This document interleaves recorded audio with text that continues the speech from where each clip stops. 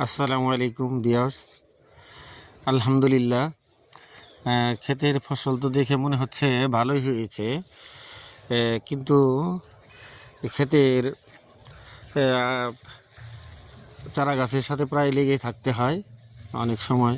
কারণ আহ, ধান গাছ সঠিক সময় সঠিক পরিচর্যা না হলে ভালো ফসল হয় না। তো একবার আমি প্রায় 4বার এই ক্ষেতে বীজ দিলাম, কীটনাশক দিয়েছিলাম, তারপরে পস্করা, তারপরে পোকানাশক, তারপরে কারেন্ট পোকা আবার ধরলো। এইরকমভাবে কয়েকবার বালাইনাশক প্রয়োগ করেছি, যার ফলে ভালোই হয়েছে। তবে তারপরেও মাঝে মধ্যে দেখা যাচ্ছে যে আবার এই যে গুটি পোকা আক্রমণ হয়েছে এরকমভাবে।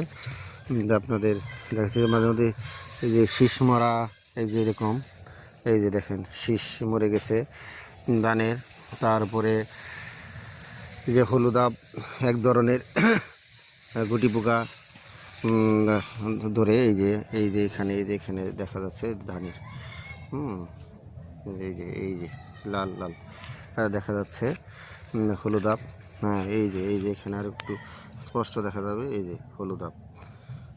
এইরকমভাবে মানে পর পর এই যে কীটনাশক প্রয়োগ করার ফলে, কিন্তু তারপরেও দেখা যাচ্ছে যে মোটামুটি ভালোই হয়েছে। এই যে হলুদাব, এই যে কাছে নিয়ে দেখাই।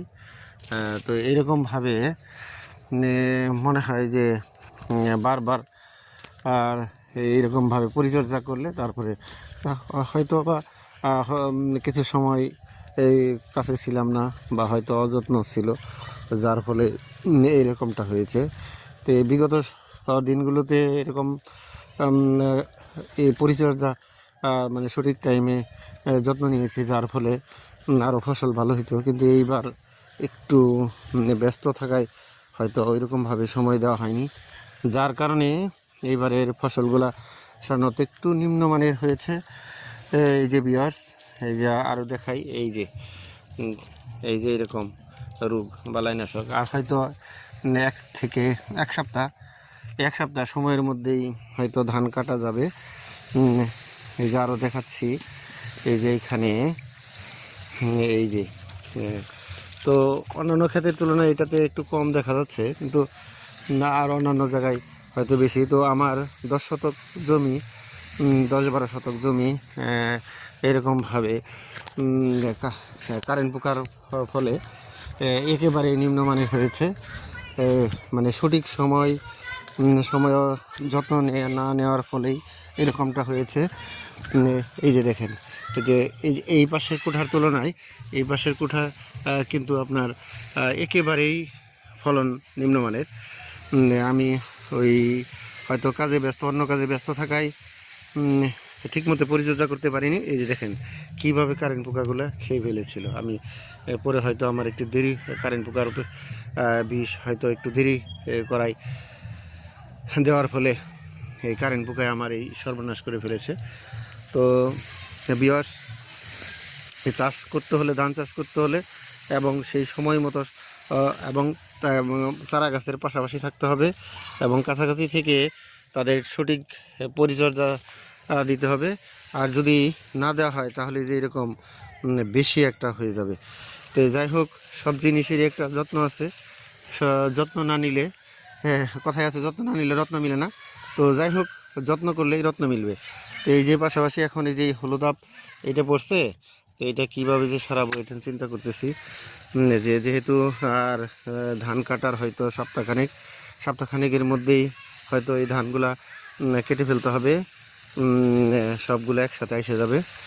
তো দেখা যাচ্ছে ধানের ফলন একবারে ওই সাইডটা আপনি দেখেন, ওই সাইডটা একেবারেই নিম্নমানের, হয় না বললেই চলে।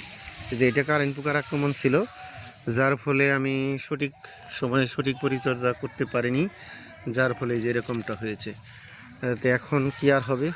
যাই হোক, এটার জন্য বন্ধুরা, আপনারা যদি সঠিক সময় এই সময়ে সঠিক পরামর্শ দিতে পারেন, তাহলে হয়তো বা এটা ব্যবস্থা নিতে পারবো।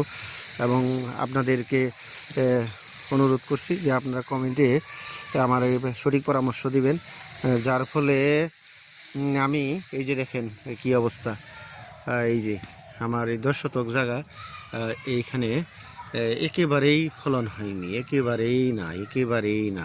তো বন্ধুরা, আমাকে একটা সঠিক পরামর্শ দিন কমেন্টে, যাতে করে এ থেকে উত্তরণ হওয়া যায়। কি এই আশানু এবং এই সঠিক পরামর্শ দিয়ে উপকৃত করবেন আশা করি। সবাইকে এই পর্যন্ত ধন্যবাদ। আসসালামু আলাইকুম ওয়া রাহমাতুল্লাহি ওয়া বারাকাতুহু।